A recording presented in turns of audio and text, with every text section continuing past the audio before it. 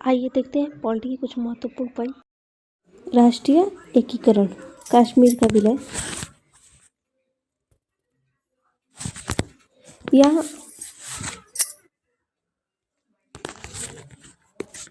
यहाँ हिंदू शासक हरि सिंह थे, लेकिन 75% जनता मुस्लिम थी। राजा हरि सिंह के प्रजातंत्र तथा पाकिस्तान की सांप्रदायिकता से भयभीत होकर स्वतंत्र भारत में विलय का निर्णय लिया। कश्मीर में शेख अब्दुल्ला भारत में विलय चाहते थे। 22 अक्टूबर 1947 को पठान आदिवासी, जिनका अनौपचारिक नेतृत्व पाकिस्तान सेना कर रही थी, इन्होंने कश्मीर पर आक्रमण कर दिया। 24 अक्टूबर 1947 को भारत सरकार से महाराजा हरि सिंह ने हस्तक्षेप का आग्रह किया। 26 अक्टूबर 1947 को महाराजा हरि सिंह विलय के प्रस्ताव को स्वीकार करते हैं तथा शेख अब्दुल्ला को राज्य के प्रबंधन का नेतृत्व दिया। राज्य द्वारा निर्मित एक संविधान सभा द्वारा जम्मू और कश्मीर के लिए एक पृथक संविधान का निर्माण किया गया, जो 26 जनवरी 1957 से अस्तित्व में आया। जब ABCD जब टूटा तो 552 देसी रियासत थे, ठीक है, और 552 देसी रियासत को भारत में मिलाने की जिम्मेवारी जो थी वो सरदार पटेल और बीपी मेनन की थी। अंग्रेज जो थे, भारत के जितने भी राजा थे उन सब से कहा था कि आप भारत में मिल जाइए या तो आप पाकिस्तान में मिल जाइए या अपना स्वतंत्र देश बनाइए। लॉर्ड माउंटबेटन भारत का अंतिम वायसराय था, ठीक है। और देसी रियासत कितनी थी तो 552 थी, और 552 देसी रियासत को यूनियन बनाना बहुत ही कठिन था, लेकिन सरदार पटेल और बिपिन मेनन ने, पंडित जवाहरलाल नेहरू ने भी ऐसा किया। तो जब कश्मीर का विलय देखते हैं, तो कश्मीर में जो राजा थे वो हरि सिंह थे। ये राजा जो थे वो हिंदू थे, लेकिन प्रजा जो थी वहाँ पे मुस्लिम थी। और वहाँ के जो प्रधानमंत्री थे वो शेख अब्दुल्ला। इन दोनों का मत था कि हम भारत में नहीं मिलेंगे, हम पाकिस्तान में स्विट्जरलैंड बनाएंगे। पर्यटक लोग यहाँ पे घूमने फिरने के लिए आएंगे, ठीक है। और अंग्रेज ना ही तो पाकिस्तान को सेना दी थी और ना ही तो भारत को, क्योंकि सरदार पटेल से बूचर थे वहाँ के सेनापति, जो सेना देते थे। उन सरदार पटेल ने जब बात की उनसे तो बोले कि जब तक कश्मीर से हरि सिंह जब तक साइन नहीं कर देते तब तक हम सेना को वहाँ पे नहीं भेज सकते थे।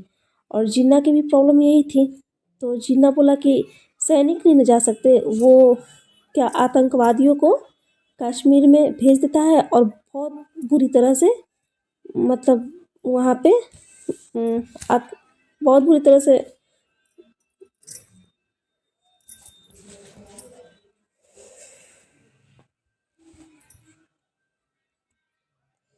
गोली बारूद और ये सारी चीज़ों का इस्तेमाल होता है उस समय। और ऐसा होता है वहाँ पे, ना चाहते हुए भी हरि सिंह जो है वो भारत में विलय करते हैं।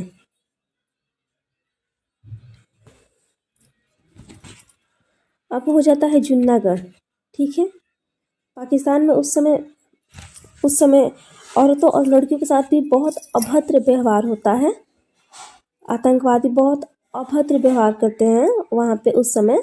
वो तो पाकिस्तान का वो तो नियम ही है ऐसा करना, ठीक है। जूनागढ़ का विलय आइए देखते हैं। जूनागढ़ सौराष्ट्र के तट पर एक छोटी सी रियासत थी। इसके नवाब जो थे वो महावत खां ने 15 अगस्त 1947 को भारत में विलय की घोषणा कर दी। नवाब पाकिस्तान में जबकि हिंदू बहुलय क्षेत्र की जनता भारत में विलय चाहती थी।